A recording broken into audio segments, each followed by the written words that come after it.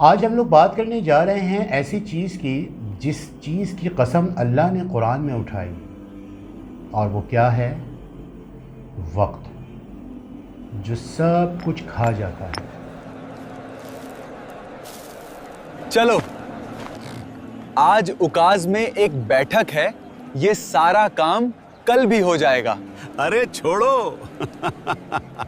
ہم اسے کل کریں گے، وقت تو ہمیشہ رہے گا۔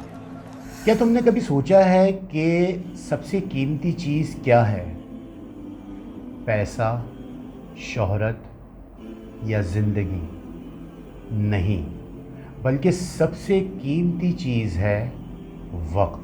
یہ دہر، یہ وقت اندھا قاتل ہے، اس نے میرا باپ لیا، میرا بھائی لیا۔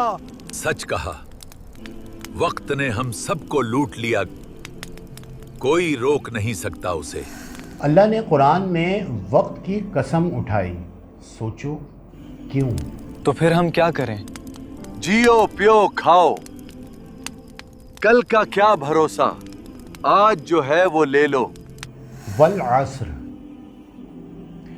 قسم ہے وقت کی۔ والعصر ان الانسان لفی خسر، بے شک انسان خسارے میں ہے۔ یار اس سال کتنا منافع ہوا، سونا، عطر، ریشم سب بیکا۔ مال ہو، عزت ہو، قبیلے میں نام ہو، بس یہی کامیابی ہے۔ رکو، یہ صرف کچھ لوگوں کی بات نہیں ہو رہی، یہ بات ہو رہی ہے ہم سب کی، آپ، میں اور ہم سب۔ ہر گزرتا ہوا سیکنڈ ہمیں ختم کر رہا ہے، ابا آپ ٹھیک ہیں؟ اور ہر دن ہمیں آخرت کے قریب لے کر جا رہا ہے، اور ہم پھر بھی غافل۔ لیکن لیکن لیکن اللہ نے صرف مسئلہ نہیں بتایا، اس کا حل بھی دیا۔ إلا الذين آمنوا وعملوا الصالحات وتواصوا بالحق وتواصوا بالصبر۔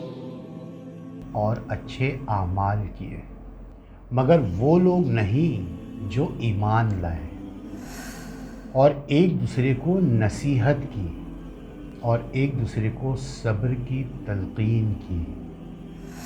تو محض 4 چیزیں اور ہم نقصان سے بچ سکتے ہیں۔ پوری زندگی مال کمایا، لیکن وقت کہاں گیا؟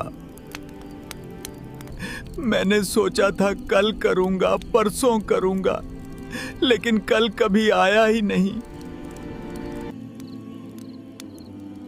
تو سوچو، یہ 4 چیزیں اگر تمہاری زندگی میں نہیں تو تم کتنا ہی پیسہ بنا لو، کتنا ہی کما لو، آخر میں تم نقصان میں ہی ہو۔